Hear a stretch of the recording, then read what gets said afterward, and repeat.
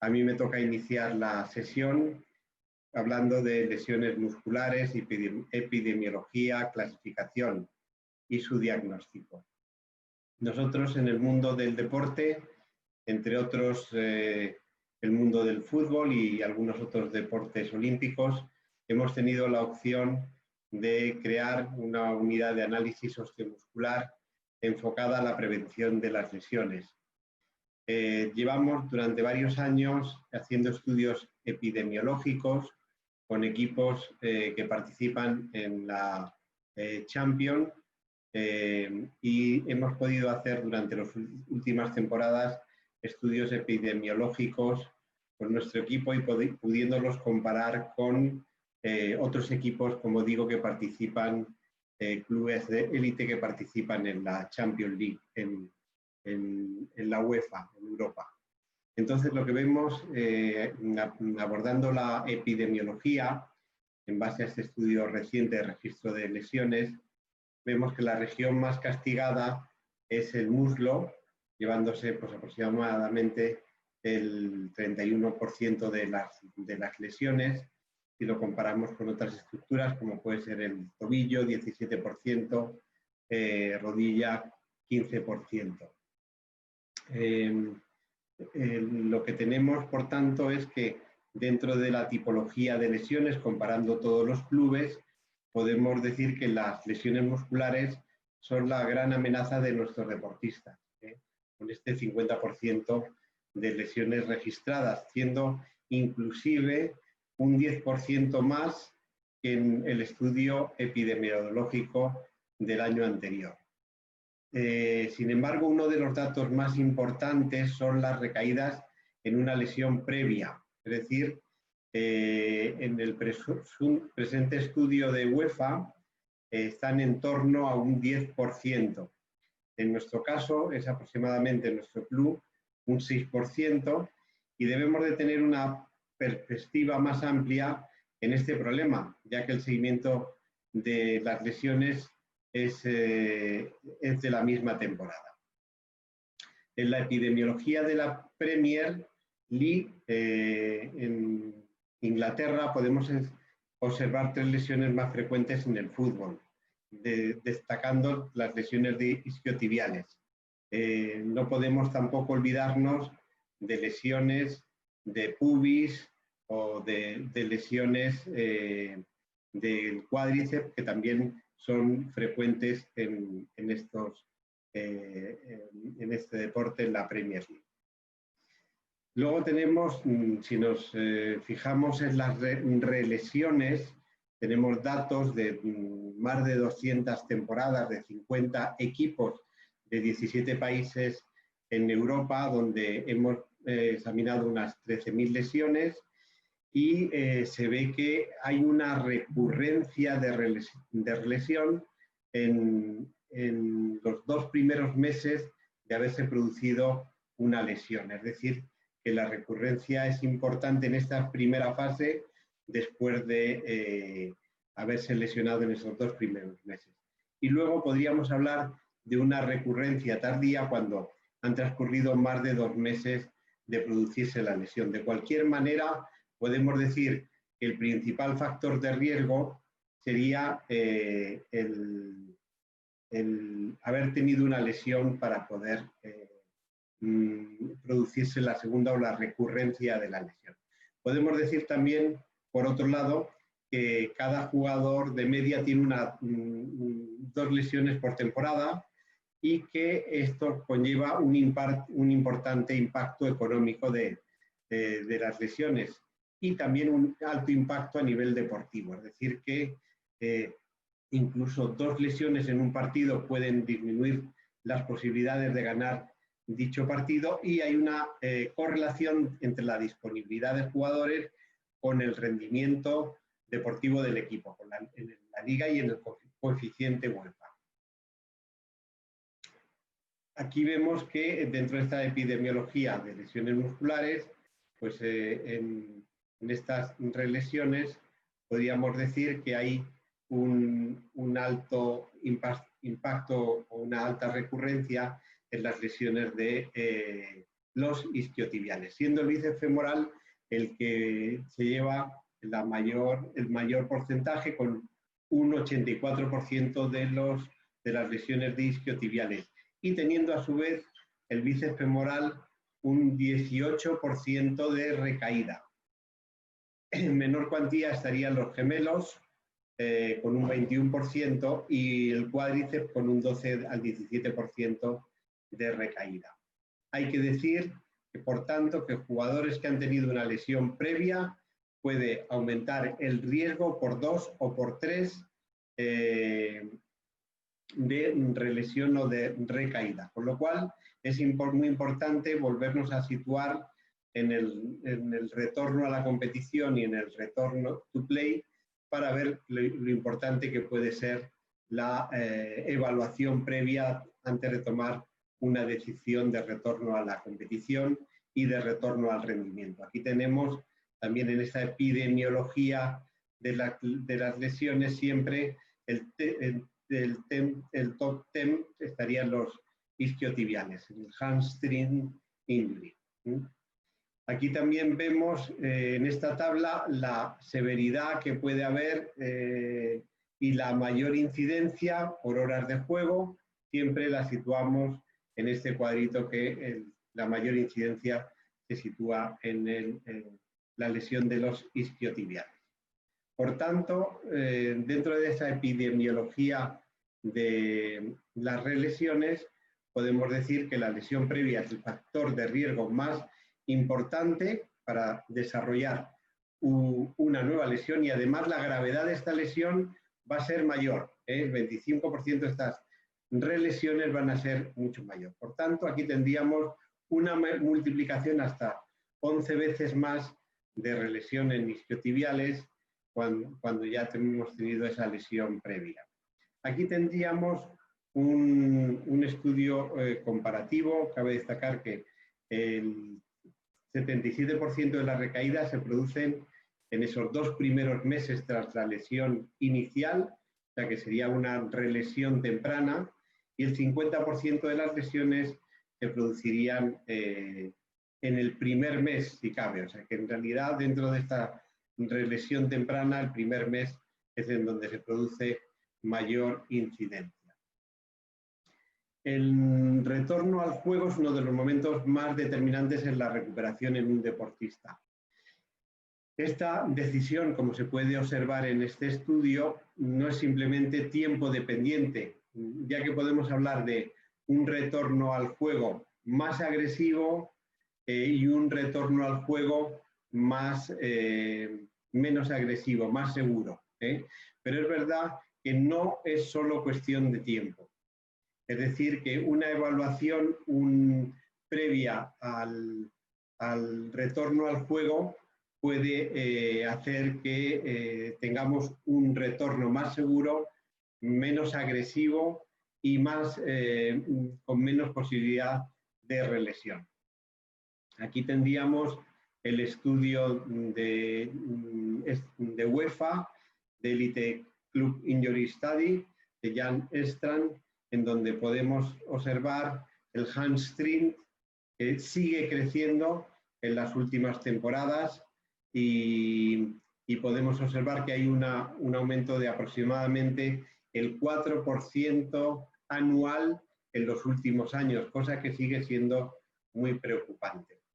Sin embargo, cabe destacar que no es simplemente que estemos haciendo peor las cosas, sino que la exigencia física en el fútbol es cada vez mayor, ya que, como se observa en este estudio de Barnes y colaboradores, la distancia a alta velocidad aumenta cada año en la Premier League. Es decir, que estas acciones de alta intensidad en las diferentes temporadas, ese sprint rápido, esas distancias que recorremos, se van produciendo en cada temporada. En estas mediciones o monitoreo que hacemos, siguen aumentando, con lo cual esa mayor demanda también conlleva mayor número de lesiones.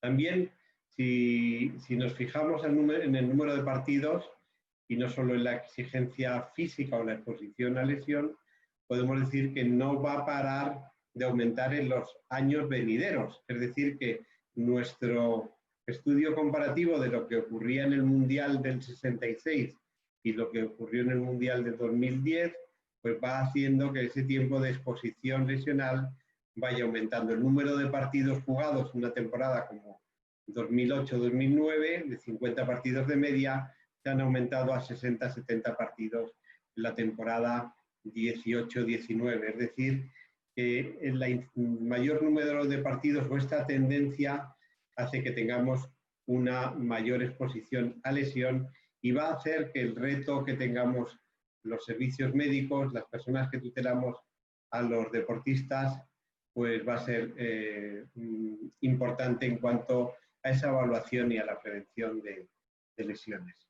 Aquí tendríamos el coste económico, si cabe, ese impacto económico de las lesiones, también cada vez mayor. En este estudio se evidencia como el gasto de los equipos de la Premier no para de crecer cada temporada. Como vimos anteriormente, este impacto no es únicamente económico, sino que también es un impacto deportivo porque influye en ese ranking de clasificación de los equipos. Este gasto es más importante como el valor debido a cada uno de los jugadores, a cada uno de los equipos. Si vemos en la Premier, si cabe, el impacto económico en un equipo puntero, número 1 en ranking este año en la Premier, pues vemos que por la prevención de lesiones que han realizado, el impacto económico ha sido menor, siendo un equipo con mayor rendimiento.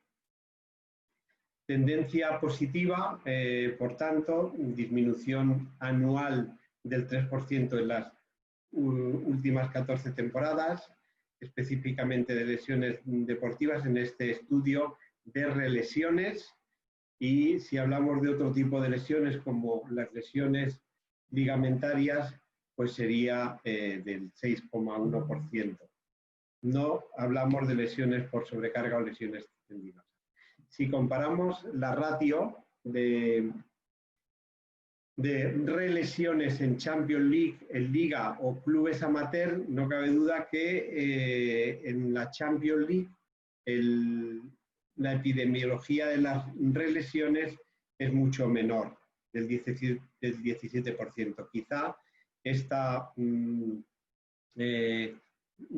prevención de lesiones que se realiza y esa recurrencia de las mismas, pues se trata de evitar con un adecuado retorno al juego. En cuanto al diagnóstico, pues es importante el diagnóstico clínico, hablar de los antecedentes, en qué momento se ha producido la lesión, si ha sido en un sprint, si ha sido un estiramiento, cómo ha sido la lesión, escuchar al deportista, si ha sido un pinchazo repentino o ha sido una sobrecarga progresiva, si ha notado algún chasquido, el minuto de partido en el que se ha producido, si ha podido continuar con la competición o no, si ha acabado el partido, palpación, estiramiento, contracción de la musculatura, etcétera. Todos esos tipos de exploración para nosotros es importante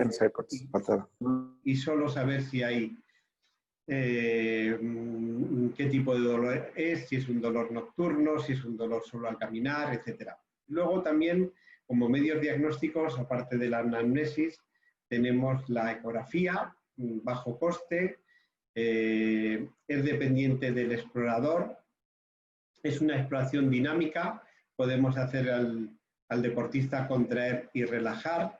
Nosotros utilizamos la ecoelastografía, en donde en condiciones de jugador sano, sobre todo en isquiotibiales, hacemos un estudio de ecoelastografía y cuando se ha producido la lesión y en su recuperación podemos hacer una evaluación de la evolución de la lesión. También la ecopalpación y sobre todo también en las terapias podemos hacer unas terapias, unas funciones ecoguiadas, con lo cual La ecografía, desde todos los puntos de vista, es una herramienta muy útil, es como el fonendo del médico deportivo a nivel de las zonas de entrenamiento. La resonancia magnética quizá tenga el inconveniente que puede ser unilateral, no podemos hacer un estudio comparativo, pero es una prueba con más fidedigna, con mayor capacidad resolutiva, no es explorador dependiente, es más costosa y podemos medir el tamaño de la lesión.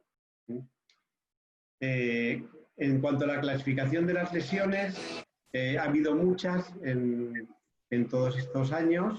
Aquí tenemos una del año 1992, la de Chan del 2010, la clasificación de Múnich de Müller-Wolfart en el 2012, en donde se pueden ver, o la clasificación de Pollack en el 2012 también. O sea que podemos decir que existe un gran número de clasificaciones que nos ayudarán al diagnóstico y al abordaje de la lesión, y nos centraremos sobre todo en la clasificación del 2012 del consenso de Múnich y en la clasificación británica, la clasificación de Pollack, así como su última actualización. Aquí hablaríamos de lesiones por mecanismo indirecto y lesiones por mecanismo directo.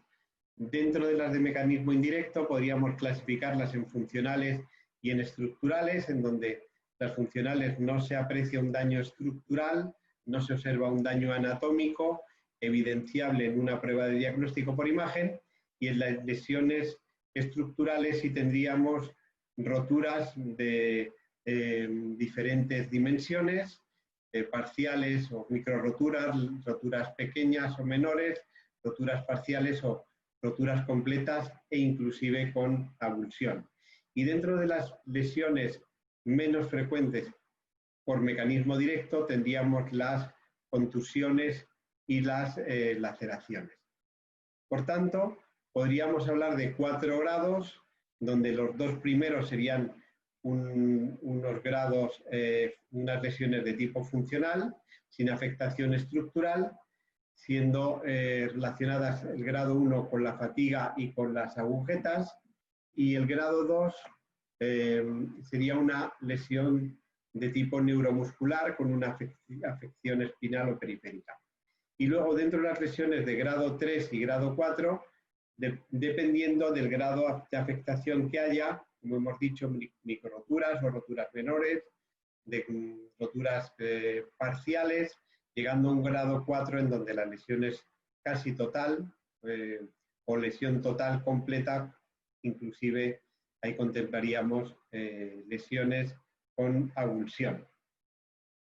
La clasificación de Return to Play, por tanto, está basada en el consenso de Múnich, en la clasificación de Múnich, y en base a este estudio, pues vemos que se han hecho el diagnóstico a través de resonancia y se ha valorado los días sin competir para cuando se trata de una lesión que es de menor, grado 1, serían lesiones de menos de una semana, y va pasando a lesiones de carácter moderado, lesiones de carácter grave o severo, en donde ya pueden llegar a 3-4 semanas o más de 3 o 4 semanas de reposo deportivo.